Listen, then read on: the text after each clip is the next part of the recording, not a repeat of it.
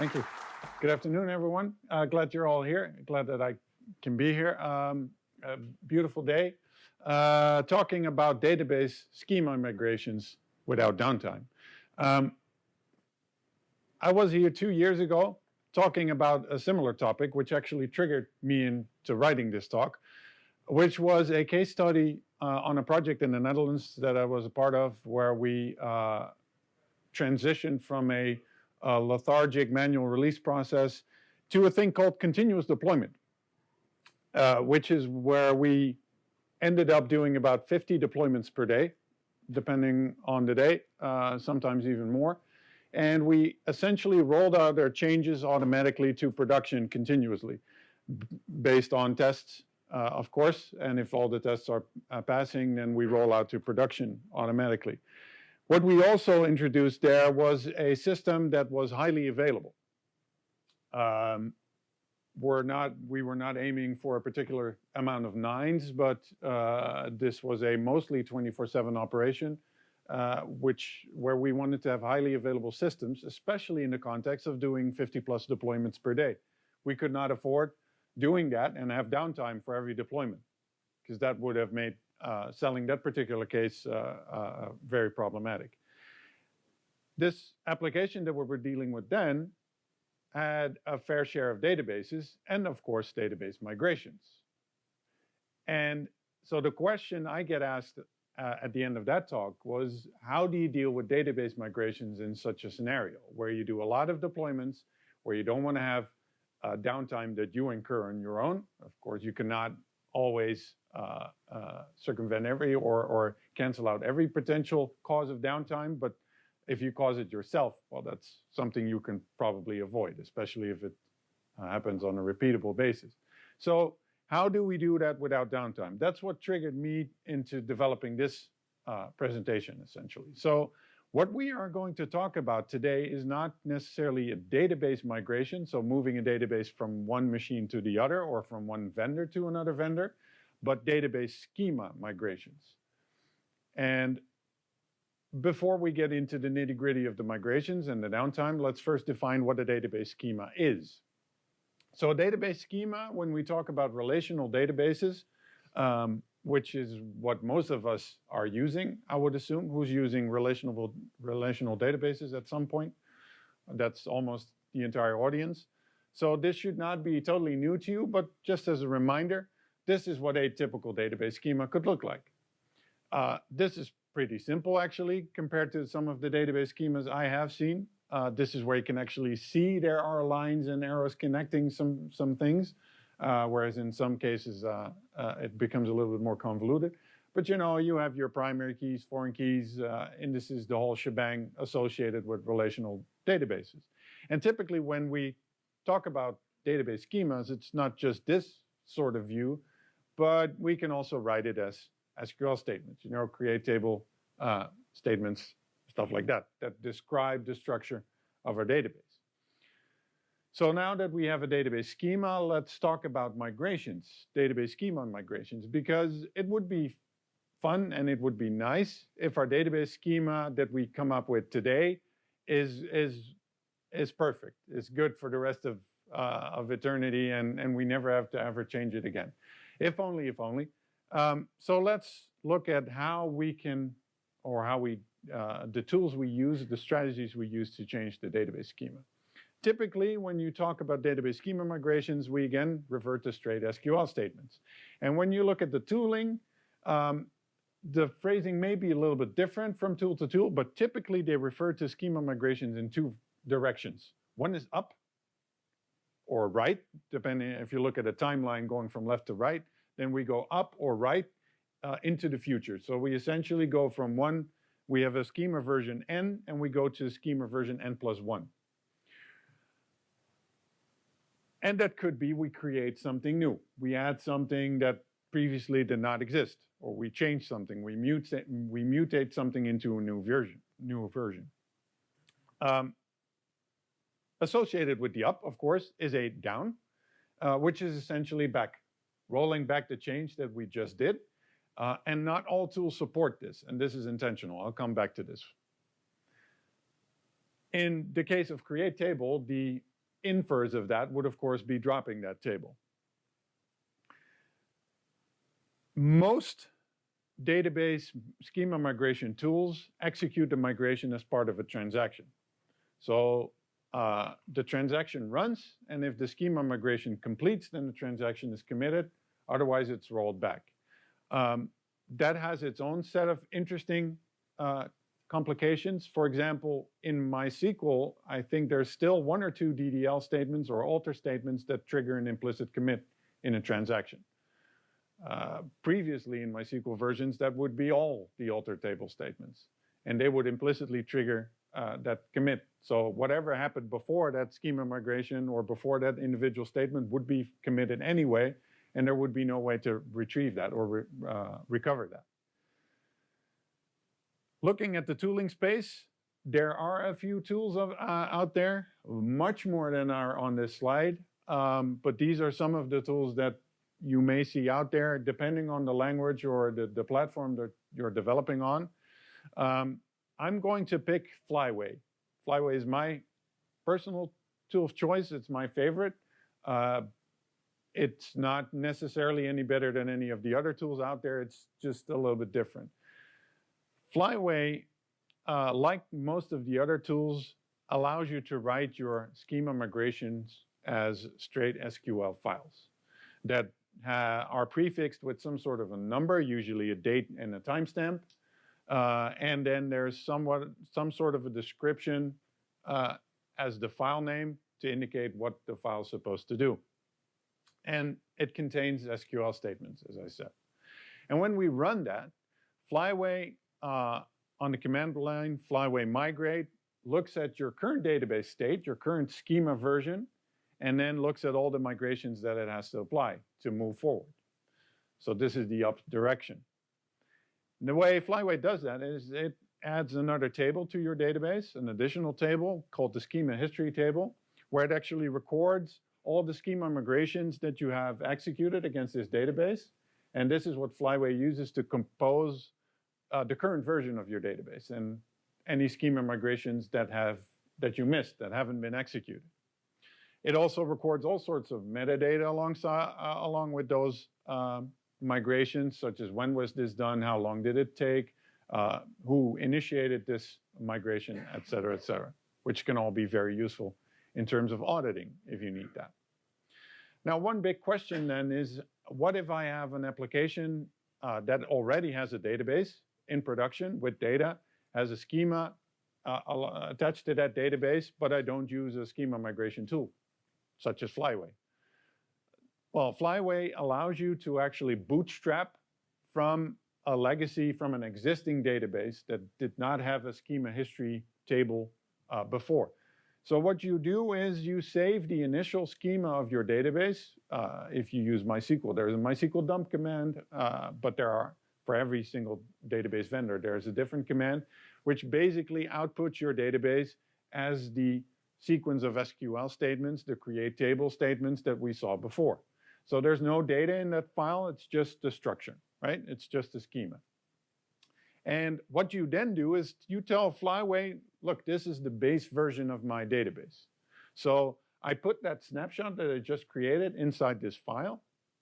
Again, this is only create table statements, no data. And then I say Flyway baseline.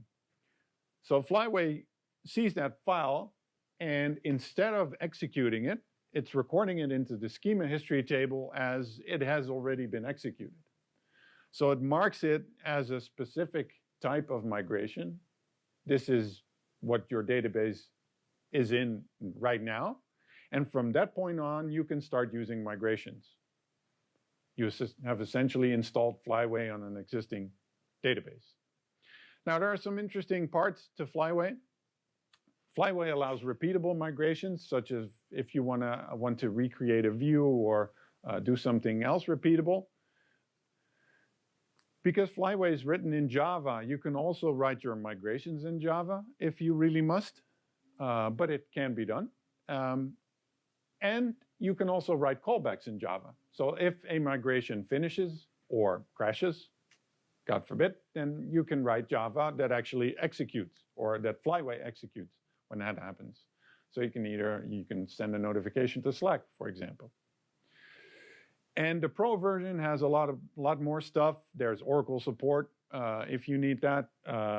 And there's undoing migrations, which is not in the community version. And there's a reason for that. Because undoing migrations is not recommended by Flyway in the default version.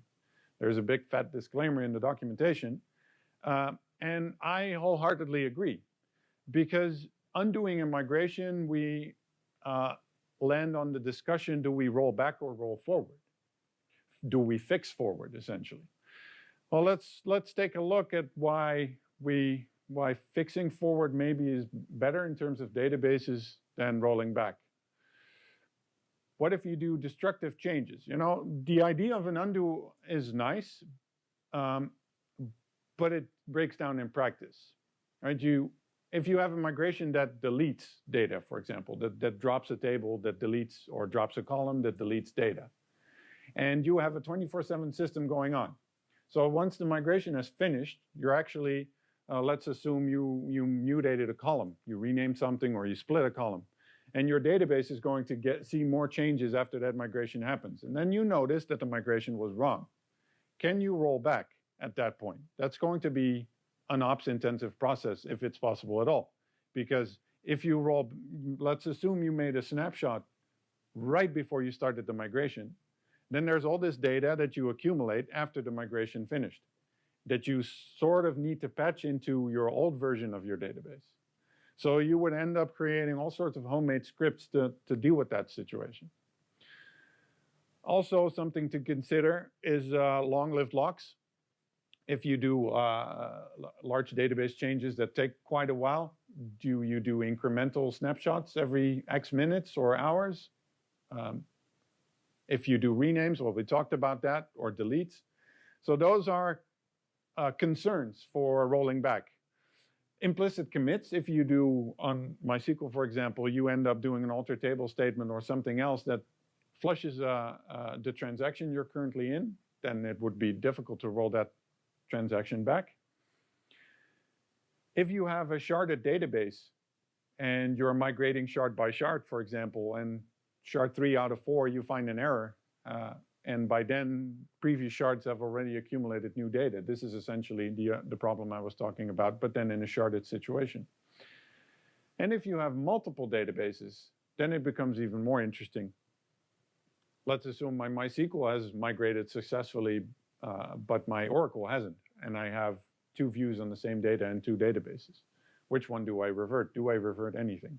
So the question is then, can we restore from a backup? Well, if you stop your system completely and run the migration and there's no new data coming into the system, then yes, you can roll back from or restore from a backup. But this talk was born out of a highly available 24/7 operation where data accumulates right after deployment, continues to accumulate right after migration. So restoring from a backup is going to be difficult, if not impossible. So my view then is, in that situation, rollbacks are not really viable options. So if something fails, then we clean up and fix forward rather than rolling back. So that's about rollbacks. Now, the important part of this talk, downtime. So what causes downtime in this scenario, in applying database schema migrations? Let's take a look at a simple deployment flow. Very naive. So we build a Docker image, for example, of our new app, our changes, right? And we have some code that reads the database, but we also have a database schema migration that changes the database to whatever we need. So those are bundled into the same commit, and then we build an image. Then we stop the application as it's running, and it goes down. Downtime starts at that point. And then we run all the migrations that we have that haven't been applied to the database yet, and we apply them to the database. And once they are done, we start the application again. Now, this works quite well if you are able to accept downtime. If you are, then we're done at this point. But you wouldn't be here if you don't want to hear me tell about some solutions. So downtime acceptable? Well, in the case I was talking about, no. And if you look at continuous delivery, then maybe also no, because continuous delivery specifies that your application should always be in a releasable state, right? So somebody comes into the team room and says, we need to release right now. And then the team would say, no, but there is a database migration waiting that takes 3 hours to run, and we need to plan that. So we cannot release whenever we want. Our code is essentially not in a releasable state because there's a database migration that blocks us from doing it always. And if you turn that up to continuous deployment, where there's actually no manual intervention holding your deployment back as long as all the tests pass, then downtime is simply not acceptable. It's not a problem, or not. It will be a serious problem, especially if you do 50 deployments per day. So let's take a look at how, from the context of the application, and then moving on to the database, we do zero downtime deploys.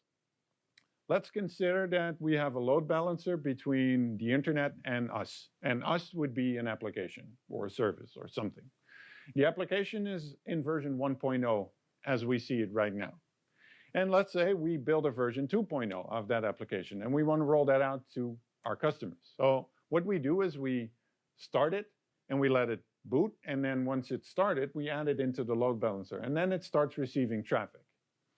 And if that's all going well, then what we do is get rid of all the traffic, or don't allow app version 1.0 to receive any traffic anymore. And once that's done, once all the traffic is moved to the new version of the application, we can safely stop app version 1.0, and we have switched from one version to the next. If we do this right, then nobody will know that while they maybe even were visiting the site, that the site was upgraded, right? That a change was applied in production. So we have no downtime in this scenario, which is very cool. But we also have no migrations, which is less cool. So how do we do downtime without migrations? Well, let's first take a look at database state. Database state is the key thing here. Because going back to our application version 1, what if we attach a database to it? And the database is also in version 1.0. And so what we have is an application version 1.0 that expects the database schema to be in version 1.0 as well. However, we do a migration on the database, and now the database is in version 2.0. But our application is still running in version 1.0. Boom, potentially. And if we then deploy version 2.0 of our application, that is totally okay with this, because it expects the database in version 2.0, right? So what we have now is there's a window in time where we have two versions of our application side by side, accepting traffic, but both expect the database to be in a different state, in a different version. And of course, that cannot be. So what we then say is that essentially the old application should work with the new database state. So we should be able to apply a database migration that does not break whatever we have running in production right now. Because in a zero downtime deployment scenario, you have to assume that there's always a moment where two versions of your application are running side by side. And both versions have to be able to deal with the database schema that you have. If you do this right, then you can always go diff back as well. Because if you migrated to, or you roll to version 2.0 of your application and it doesn't work, then you can switch to version 1.0 of your application immediately, because the database is compatible with both versions of the application. And you don't actually have to do a rollback at that point. So you can always go one build back or revert head. How do we do that? Well, we must decouple the migration from the deployment. In the traditional sense, we would code the view that requires the database to be in a certain state, and we would add the database migration that brings the database to that state. And it would probably even be one commit, but it would definitely be one deployment. So right now, we're going to actually split them. And we're also going to say we're not going to do any more destructive changes to our database. So what we're only going to do is add stuff, adding tables, adding columns, and creating indices, usually. That depends on the database vendor, whether that is actually something that does not block the database. But adding stuff, that's fine, right? The old application does not care about you adding another table. It would not know about that other table, and it would leave it completely untouched. So let's take a look at an example. Renaming a column, which is one of the, the most typical database schema migrations that you can think of. Let's assume we have a column called surname in our table, and we want to rename that to last_name. And what we're going to do here is a pattern called expand and contract. So instead of mutating things, which is destructive, especially in a database, we're going to add stuff, the expand phase of the pattern. We're going to add things. And then at some point, we're going to contract again. So we're going to clean up whatever we left. Applying that to a database, to a column, we would first create the column with the new name. So the existing column is left untouched. We create a new column with the new name. And the important thing here is that column should be nullable, because there's not going to be any data in the column yet. And then we start writing to both the old and the new columns. So whenever let's assume we have some sort of, a hibernate or some sort of other object relational system. Whenever an object tries to set the last name, which is our new column, we also make sure to fall back to the old column, which is still there, surname, just to make sure both are set. So whenever this is called, yes, the new column will be filled for that particular record, but the old column will also be filled. And then when you want to retrieve the last name, there is a definite chance that last name for some records is still null, is still not set. So we have to fall back to the old column, surname. And then we start migrating old records. For this case, that could be as simple as setting last name to surname wherever last name is still null. For more complicated examples, the update script would be a little bit more interesting. But for this example, this could very well work. And once we have done that, then we start reading from the new column. So instead of falling back to surname, we actually simply return last name, because now we are sure that last name is filled for every record in the table. And then as a final step, this is the contract phase, we need to remove the old column and the code associated with the old column. And we're done. That's all there is to it. Now, a short intermezzo about NoSQL. Who here uses NoSQL databases in their application? Okay, fewer hands, but that's okay. NoSQL is no schema, you would say. However, a NoSQL database, such as a Mongo or something else, definitely has a schema, even though it's not a relational schema such as, explicitly created in a Postgres or in MySQL. It definitely has a schema, which is probably implicit or is implicit and is created by the documents that are part of that database. So there is essentially a logical schema that is created by the data itself. So this could be a document. There's a simple JSON document with two columns not columns, two fields, two properties. So this would be the schema. We apparently have two strings, first name and surname. And let's say we want to migrate that to adding another thing, a version property.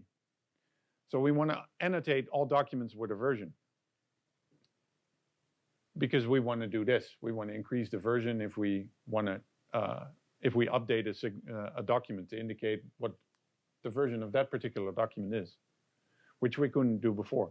So in NoSQL land, we could do, or we would typically do, a migrate during read. So as you read a document and you see, hey, there's a property missing, then we automatically add that, and in the background we write the document again. There's one big problem with that. You'd never touch all the documents typically, especially in systems where some users do not enter your system at all or very infrequently. Or you could do an update script, such as the MongoDB migration script that I quoted here, which basically runs through all the documents in your index, in your collection, and upgrades them. Or you could do a background migration, a lazy migration essentially, a task which runs in the background and takes a bunch of documents every time and then upgrades them by adding that version property and then writing them back to the disk again. Of course, you then need to maintain some sort of progress indicator somewhere. And the nice thing about this can all be done without downtime. That's the beauty of those NoSQL migrations. Once we have migrations, we would definitely like to test them. And a short note about testing migrations. So in your CI/CD pipeline, what I end up typically doing for migrations is not necessarily test them for correctness, because that is difficult. It's difficult to test a migration, whether the data that is left by that migration is still correct. The only way you could do that is by having a complete carbon copy of production, which you probably would end up with some GDPR problems in a testing scenario, because there's consumer data in there and it probably is not supposed to be in such an environment. But assuming you can, then you need to, the amount of tests that you need to actually prove that a migration works is probably not worth the effort, because most of the tests are already part of your code. But what you can do is actually verify that the migration runs. So what I end up doing typically is spin up a DB instance, a container, MySQL container, for example, and then run all the migrations in the order that we created them, and actually assert that none of the migrations fail. So this is sort of an early warning for bad SQL, syntax errors in the SQL, typos, whatever. I've seen it catch simple mistakes such as that one. And you definitely should also run your migrations on staging and acceptance, maybe even before you run them on production. That's what I wanted to say about testing. Now, concerning migrations, there are a number of challenges that we have not talked about yet. The long-running migration, even though you run things in the background, you need some sort of progress indicator. Some database engines lock tables when removing columns, for example, and I'll get back to that in a little bit. But long migrations are difficult, and Murphy's Law says that a long migration crashes at 99.9%. So you need to be aware of that and be able to restart or resume a long-running migration. Memory usage on migrations, especially on overloaded databases, can be a problem. On systems that are already I/O overloaded, running a migration that creates temporary tables for a while, or the machine that overloads the machine that is doing the migration. Then cleaning up is something to keep in mind, not only old columns and old data, but also old memory stuff and temporary tables that may be left over, and logging. Logging in progress is very important, especially on long-lived or long-running migrations.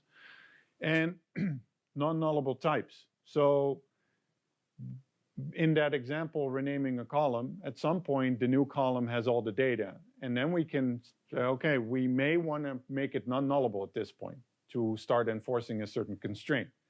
However, we may end up with a long-lived database lock at that point. And that depends on the database engine. Oracle, for example, still does that, as far as I'm aware. But there are some strategies to deal with that. One of them is replication, or abusing maybe even replication for a zero downtime database migration. And what we do there is running the migration on the failover. So assume we have a master-slave setup, very typical MySQL setup, or any other database vendor would look like that as well, where we have one master and one slave, or one write database and a few replicas. And both are in the same version. Both have their database schemas in exactly the same version. So, and their synchronization is up, there's no lag, etc. This is all perfect. Now what we do is we actually stop synchronization for a little bit on the slave. And then we do our migration that on this engine could cause a lock, for example, like dropping a column. On some database engines, this causes a long-lived lock. And then we run that on the slave, and at some point, the migration is done, and then we start the synchronization again, and we let it catch up. Now this works in MySQL, for example, when you do statement-based replication, not row-based. Statement-based works because MySQL then essentially says, okay, I have column ABC on the master, I only have A and B on the slave, so I'm going to drop C during replication. I'm going to ignore that. And that's essentially what we're banking on here. And then slave is in version 2.0. It's starting to sync. It's starting to catch up. And it's now in sync with the master again. And then we force a failover to the slave. So we swap roles. The slave becomes the master and vice versa. And then we redo the exact same thing on the machine on the left. We stop the synchronization, run the migration, let it catch up, and boom, we have a replication, a replica setup that has now survived our migration. This can also be used to bump versions of your database engine without causing downtime. The downside here is this is ops intensive, but it could be a viable scenario depending on the database engine you are using. Another way of looking at things is if we start to introduce a message queue, for example.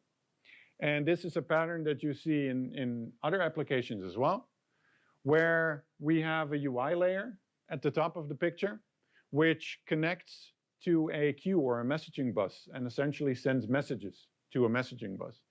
And those messages are then picked up by a backend, which in turn processes those messages and talks to a database, writes things to a database. And when we want to read from the database, the UI talks to a data layer, sends queries to the data layer, and gets data back in the form of data transfer objects. This is a fairly typical message-driven pattern. And the nice thing about this is it allows us to decouple the backend essentially from the front end when it comes to writing things or modifying things. So what we can do is actually take the backend offline, and what will happen now is that messages will start to accumulate in the bus, in the queue, of course. And then the backend actually, it's down. The queue starts filling up. But what we can do is we can change the database. We can add things or we can mutate things, of course, as long as we don't break the data layer. But we can do all sorts of things that the backend would have a problem with. And then once we're done, we enable the backend again. It starts popping messages off of the queue, and it starts processing again. This is a viable pattern where you can let the backend catch up and essentially take the writing part out of commission for a while. And that in turn leads to another popular pattern called CQRS. Who is familiar with that pattern? Cool, a few hands. So I'll explain it in a little bit, or in a short version. The CQRS stands for Command Query Responsibility Segregation, which is a lot of words for separating the write side from the reading side. So instead of having a single database that accepts our writes and that accepts our queries and reads from the database and returns a response, we're going to actually split those things. And what we're going to do is store any update to the database in a log. And the log could conceptually look like this. We have a commit log which runs from left to right in time, and our latest write is stored here. And the picture that we then have architecturally looks very similar to the message queue system that we saw before, except the messages come into the message queue as writes, and the writes are immediately stored into the commit log. And then they are passed onto the back end, and the picture is essentially the same from the previous one. However, if we want to do this allows us to do something interesting, which is replaying the log to rebuild or completely refresh a database, because all the updates to the database are stored in that log, and we can essentially replay the whole thing to rebuild a new database. And we can even replay it to a different database or even a different database vendor. So what we end up with here is we are adding another database technology maybe even, or a completely new database version, and we replay the commit log through the backend and write to that new database while maintaining the old one.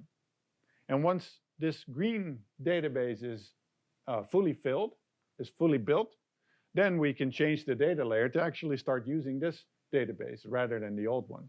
And once that's done, we can take this thing out of commission and delete it even. This is a pattern you see applied a lot in event source system or evented systems, where the events are essentially the commit log, and they are played through the backend and lead to some sort of change in your database. And you can essentially unplug and plug in new databases, new database changes. I want to leave you with one last tool in the toolbox, and that is the PT, the Percona online schema change tool. There are a bunch of similar tools out there, but they basically work off a single premise, which is using triggers, database triggers that fill temporary tables while allowing writes to an original table. So what PT online schema change does, and it's in the similar tools as well, is it creates a shadow copy, a target table. And the target table is some randomly named table.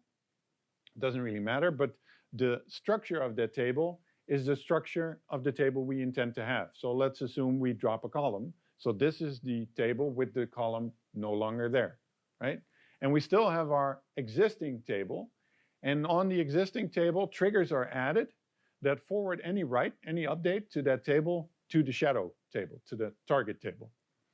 And then the application starts copying data in small chunks from one table to the other.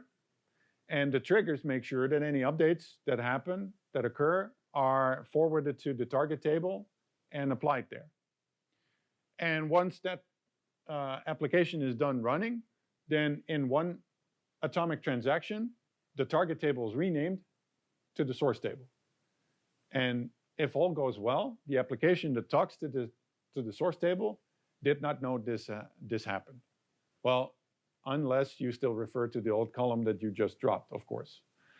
But if you already removed that code, then this can definitely work to do that in the background. So PT online schema change run from the command line. We execute an alter table statement, such as adding an index or dropping a column or something that causes problems. And we say, okay, we have our destination or our table that we're interested in is in the database test, is called test1 on localhost. And then it creates some randomly named target table and copies all the data from the source table to the target table, forwards any updates that come in as the process happens, and at the end renames the thing. And you're done. So this is just one of the many tools and many strategies in the playbook that I talked about today. And the key takeaway today, I would say, is that instead of bunching or combining the migration and the code that uses the migration, that depends on the migration in a single deployment, a single change, it requires a little bit more planning, a little bit more thought beforehand, because we're going to split things in multiple steps. Smaller steps that don't do any breaking changes. And so by doing that, we ensure that the old application always works with the new database change, and we can continuously move that forward. It requires a little bit more planning because we do it in multiple smaller steps, and we leave some things to be cleaned up after. So it requires a little bit more planning and a little bit more attention to detail. That's it. Thank you for listening. I'm reachable on Twitter. That's my Twitter handle. My email address is right there as well. And that's my website where I blog about CI/CD, event sourcing, and all the other things.